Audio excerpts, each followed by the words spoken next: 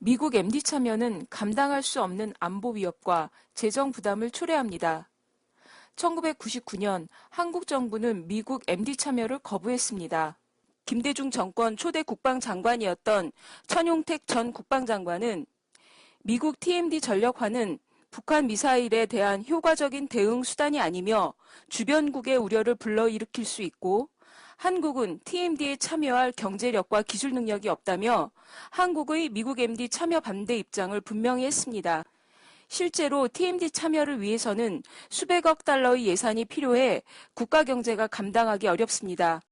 남한을 겨냥한 북한 탄도미사일이 2분에서 5분 이내에 도달하기 때문에 미사일을 탐지 추적해서 요격하는 TMD는 무용지물이라고 밝혔습니다. 그런데 국방부는 사드 배치가 미 MD 편입이 아니라고 발뺌합니다. 민국 보호를 위한 사드이지 미국의 글로벌 차원의 그러한 미사일 방어 체계라고 보는 것은 너무 지나친. 2013년 그 당시에 국방부가 한참 미국 MD에 편입되는 문제에 대해서 문제가 많으니까 뭐라고 얘기를 했냐면은 세 가지 미국 MD에 편입되는 조건을 얘기했습니다.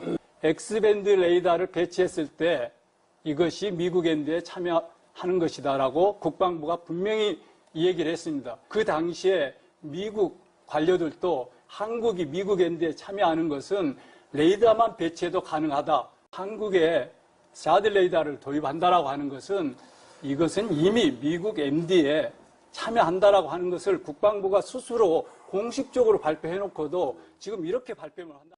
한국과 미국, 일본 3국이 올해 여름 탄도미사일 방어 MD 연합훈련을 한다고 아사히 신문이 보도했습니다. 이로써 한국이 미국과 일본의 아시아 MD 체제에 사실상 참가하게 됐다고 신문은 덧붙였습니다.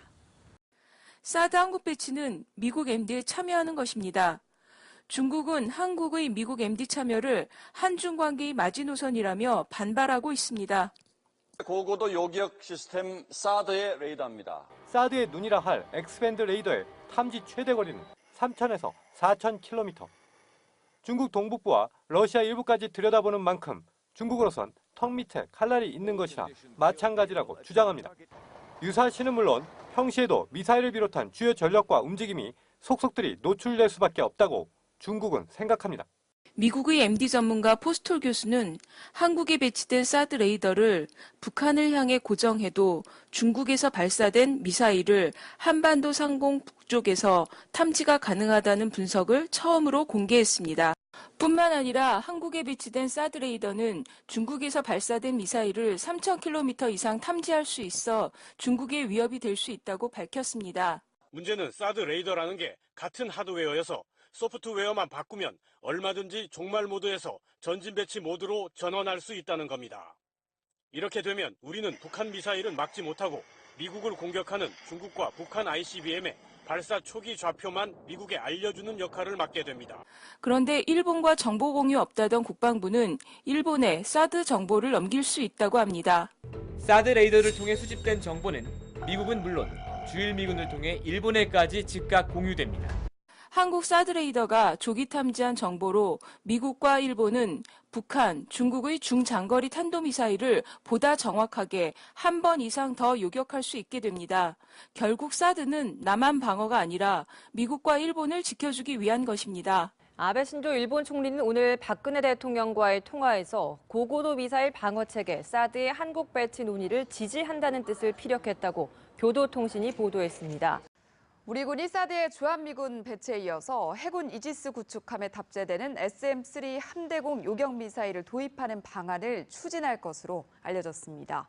SM-3를 도입하면 남한 방어에는 소용없고 중국과 북한의 일본을 겨냥한 중거리 탄도미사일과 미국을 겨냥한 장거리 탄도미사일을 상승 단계에서 요격해주게 됩니다. 사드 배치에 이어 SM-3 미사일 도입을 추진하면서 한국은 미국, 일본 MD에 더 깊숙이 발을 들여놓고 있습니다. 한국과 일본 간 안보상의 정보 공유에 필요한 군사정보 보호협정의 조기 체결을 포함한 3국 간의 안보 협력에 대해서 협의를 진행한다는 방침에 의견 일치가 이루어졌다고 보도했습니다.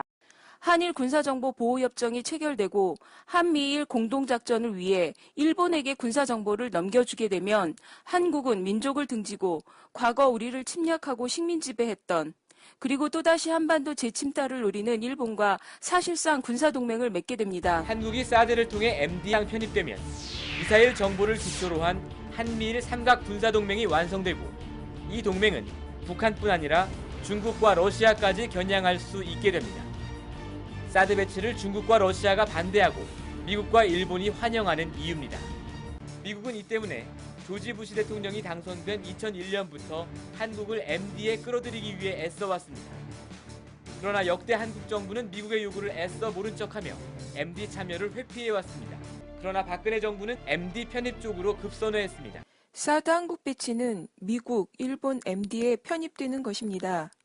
한국이 미국, 일본을 대신하여 총알바지 신세가 될 수도 있습니다.